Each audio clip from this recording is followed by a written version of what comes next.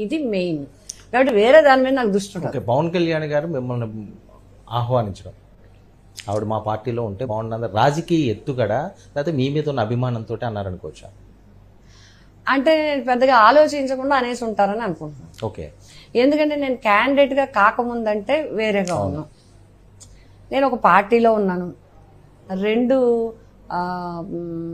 నేను క్యాండిడేట్గా అయ్యాను, నన్ను క్యాండిడేట్గా డిక్లేర్ చేశారు. పోటీలో ఉన్నాను నేను, మేమిద్దరం పోటీలో ఉన్నాము. ఆయన ఒక ఆ పార్టీ నుంచి పోటీలో ఉన్నారు, నేను ఈ పార్టీ నుంచి పోటీలో ఉన్నాను. ఏదో మాట్లాడుతూ ఆవిడ మా పార్టీలోకి వచ్చేస్తే బాగుంటుంది అన్నట్టుగా మాట్లాడారు. కరెక్ట్, స్పోర్టీగా తీసుకున్నాం. ఎందుకంటే అంటే ఏదైనా దాన్ని పెద్దగా ఆలోచించి అన్నట్టుగా కూడా నాకేం అనిపించలేదు.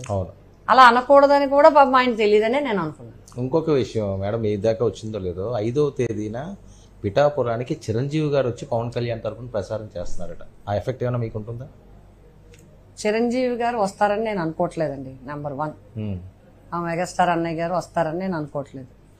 నెంబర్ 2, ఆయన వచ్చిన వంగా గీతను ఓడించమని చెప్పరు.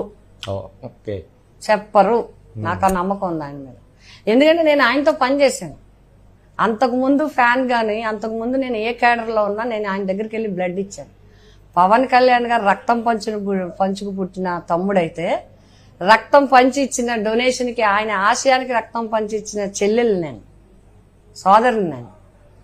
తర్వాత అనుకోకుండా ఆయన పార్టీ పెట్టడం, ఆ పార్టీలోకి రావడం, అందులో 295 మందిలో 18 నెగ్గితే ఒకటి నన్ను, నా పిఠాపురం ప్రజలు నన్ను గౌరవించి నన్ను నెగ్గించి ఆయనకు ఒక ఎమ్మెల్యేగా అప్పచెప్పారు.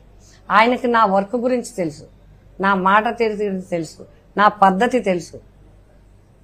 ఆయన ద్వారానే నేను ఈ పిఠాపురం నియోజకవర్గంలో ఎమ్మెల్యేగా అయ్యాను. చాలా కార్యక్రమాలు ఆయనకి పేరు వచ్చి కూడా చేయించగలిగాను. ఇవాళ హోటల్ మేనేజ్మెంట్ కాలేజీ ఇప్పించాను పిఠాపురం కాన్స్టిట్యున్సీ కంటే చిరంజీవి గారు ఇచ్చారు. పాదగయ క్షేత్రాన్ని డెవలప్ చేసి ఒక వసతి గెస్ట్ అకామిడేషన్ కట్టించగలిగానంటే ఆయన ఇచ్చారు. తర్వాత మిగతా అన్నీ ఆ ఎమ్మెల్యే ద్వారానే నేను చేయగలిగాను. కాబట్టి ఒకవేళ తమ్ముడు తరపున ప్రచారానికి వస్తారేమో కానీ చెల్లికి మాత్రం ఓడించమనో వెయ్యొద్దనో చెప్పరని నా సంపూర్ణ విశ్వాసం.